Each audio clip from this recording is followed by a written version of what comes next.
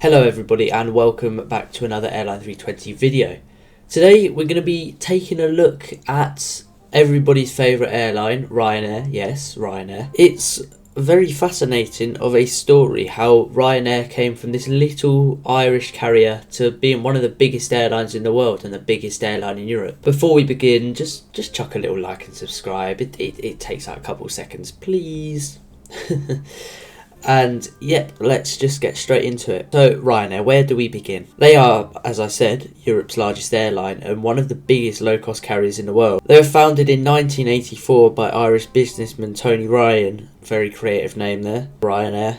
Great one. It started operations from Waterford to Gatwick on a small Embraer E110 Banderante. I'm going to have to put in a little clip of actually how you say that, aren't I? Because I've probably messed that up quite a bit.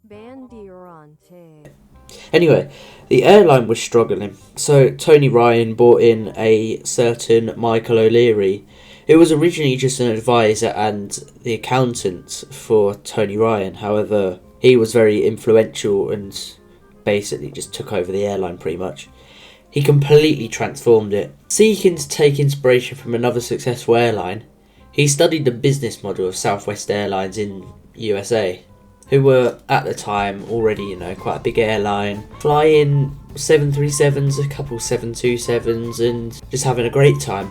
Compared to that, Ryanair were flying a whole range of planes, like a BAC 111, EMB 110, just random planes that had no commonality with each other whatsoever, which was, as he would find out, quite a big problem because there were a lot more maintenance fees involved compared to if you just flew one aircraft type. He took a lot away from his experience of studying Southwest Airlines, as I say about the single type fleet, but also a bare minimum cabin service, no business class, and no free meals. 30 years later, so yeah now, and Ryanair is the largest airline in Europe. They have ridiculously cheap tickets and extremely fast turnaround times. Furthermore, they fly to secondary airports, such as, say you book a flight to London. You're not going to London Heathrow, the good big airport. You're going to London Luton, you're going to Stansted, you're going to Gatwick. Stuff like that, I wouldn't complain about going to Luton. Luton's the goated airport anyway. These are all airports where the landing fees and any kind of airport related fees are cheaper, which allows Ryanair to sell cheaper tickets, and because you've got cheaper tickets, you're going to fly more, aren't you? For example, if you have two airlines, right, I ask you the question, this answer might depend on where you're from, to be fair, because different airlines do different stuff in different parts of the world. Would you rather fly a really, really cheap ticket and get absolutely nothing for free, not even the seat, you've got to pay for the seat? Well, obviously you've got to pay for the seat, but like seat selection, that's what I'm on about. Would you rather pay for the seat selection, pay for everything else, but you get a £10 ticket? I don't know what that is in other currencies. I know there's a lot of Americans who watch this as well. So say $15, and you have to pay 20 euros, pounds, dollars, whatever for a seat, and 40 euros, dollars, pounds for a bag. So that ticket there, saying 10, 50 and whatever, I can't remember. Say you're paying $100 all in all, pounds, euros, whatever, for a ticket, which includes everything after you've paid for everything. This isn't making much sense, but hear me out. 100 euros, or you can fly British Airways or American Airlines or something like that on the exact same route to the exact same airport here. Say you fly these airlines and your ticket includes everything, but it's £500 or $500 or euros or whatever.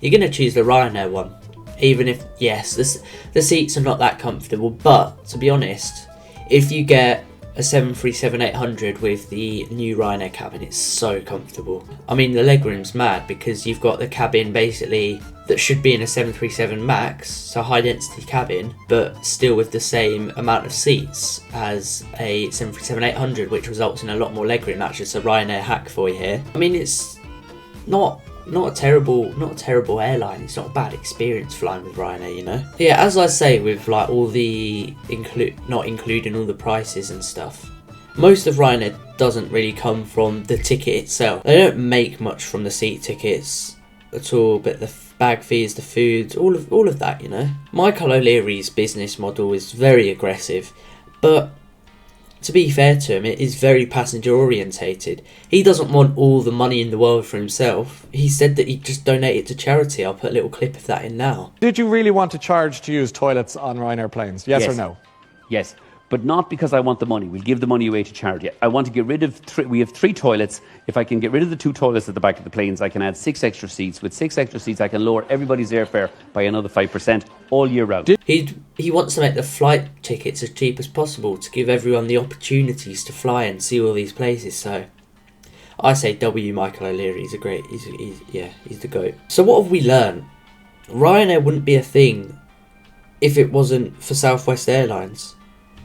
And do you know? So who do you reckon are second and third for biggest airlines in Europe? Yes, it's EasyJet and Wizz Air, or Wizz Air as we call it. I mean, this list that I've got here, key rankings, Ryanair, Wizz Air, EasyJet. And do you know what all these airlines have in common? Yes, they're all low-cost carriers. I know that also EasyJet was very, very influenced by Southwest Airlines' business model as well. I wouldn't say their business model is as aggressive as Ryanair, but it's still pretty aggressive. And Wizz Air, I don't know too much about the background of Wizz Air. I've only flown them like twice, so I haven't done too much research into them. But I know they're very low cost as well. Probably as aggressive as Ryanair, and more aggressive than EasyJet. But it just shows the influence that Southwest Airlines has had on everyone, you know? Like, we wouldn't be flying as much if it wasn't for this airline. So, thank you so much for watching today's video. W Southwest Airlines, W Michael O'Leary, W Ryanair, whatever. I don't really know.